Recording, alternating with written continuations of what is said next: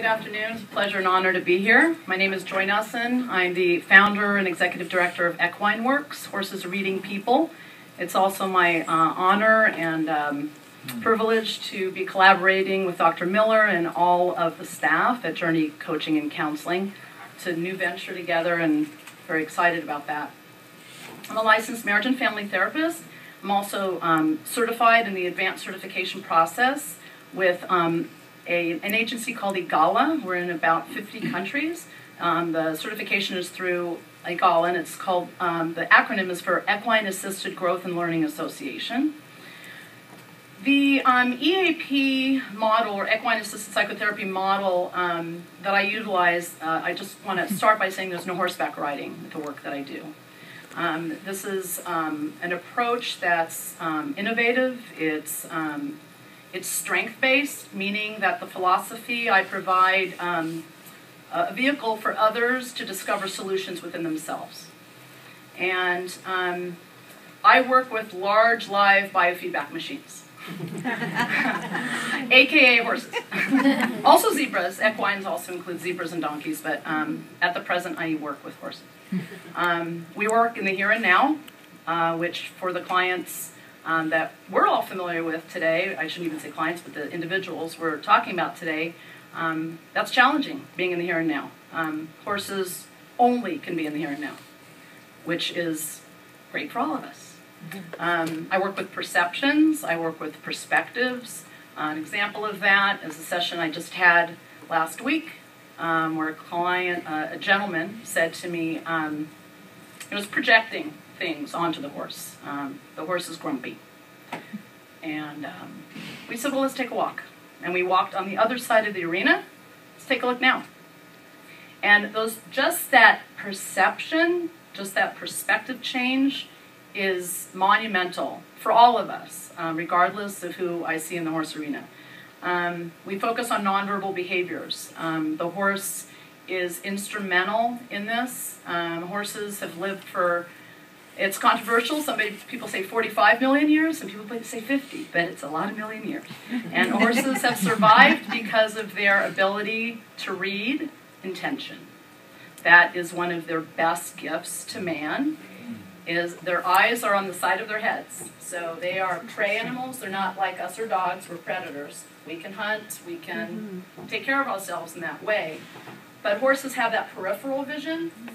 They can see all around them. They can't see right in front of them. They can't see right behind them. But they can see, they can see everywhere around them. And they can read intention. And those of you who want to know more about that, we can talk about that later. But that ability to read intention is so significant with special needs, with other talented individuals, with individuals, families, groups in general, corporate team building. We see an employer come into the arena who thinks he or she is doing well with the staff. And then we put them in a team building exercise and, interesting, the horse is acting a little different. What's that all about? And turns out they have to rewrite their employee manual when they get back to work. So I do want to mention briefly that I have a special interest in sand tray. I don't know how many of you are familiar with sand tray or sand play. I see some of my clients in an office setting, and my goal right now, one of my 2013 goals, is to become a certified sand tray therapist, or at least be on that road, and I just started on that. And I see the horse arena as a large sand tray. So that's some of the work that I'm doing right now. I do see these amazing children and adults that we're talking about today having gifts to share with us, and I also see horses as having amazing gifts. So you put the two together, to me it's just a dynamo combination. We're in nature instead of the office. That's quiet, that's calm. That's some of the things we're talking about today. The outdoor brings in all your senses. We do a lot of energy balancing. Horses are all about pressure and no pressure. We use that a lot with people to talk about pressure and no pressure in their lives and what that looks like. Just the ability to control a 1,000-pound animal brings up all sorts of issues about confidence building and protecting your personal space. Horses are strong, of course, but they also have a fight or flight instinct. We can use that as well.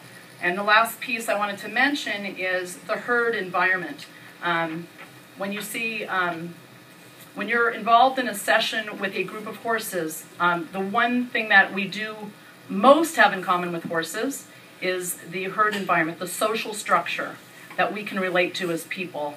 And I really love working with couples as well, both from a respite standpoint and also, well, I'll just give you the example.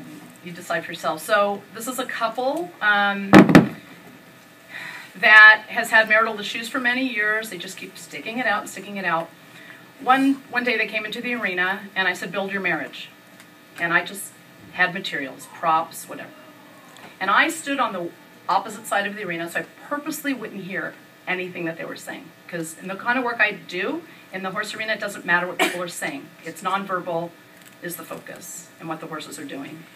So in this particular case, I'm on the other side of the arena, and this couple is standing there. I see they build like this path of kind of construction. There's different logs and cones and things. So we're getting like to the 50 minutes, you know, therapeutic hour, right? I'm like, okay, well, we need to kind of wrap this up. So I start approaching. But what I've noticed is that we had 3 horses that we started with in the arena. 2 of them were trying to get out. So I said to my horse specialist, I said, what do you think we should do? She says, let's let the 2 horses out. And so we have to keep 1 in. It's equine therapy. So we let 2 out. Yeah, we got to keep the horse in. So we let 2 out, and they went back to their stalls. And then this other horse stood from pretty far distance from this couple, and at one point started approaching whatever this was that they were building. And I'm still on the other side of the arena with my horse specialist. And we're at the end, so I'm approaching them, and I said, well, we have a few minutes, we're just going to wrap up. And, you know, we couldn't hear anything. It looks like there was a lot of talking going on between the 2, but we couldn't hear anything. But I do just want to ask one question. We noticed that 2 horses left the area, 1 horse remained, and at a certain point seemed to come closer to where you are. Do you want to talk about that? And the wife says, oh, that was our aha moment.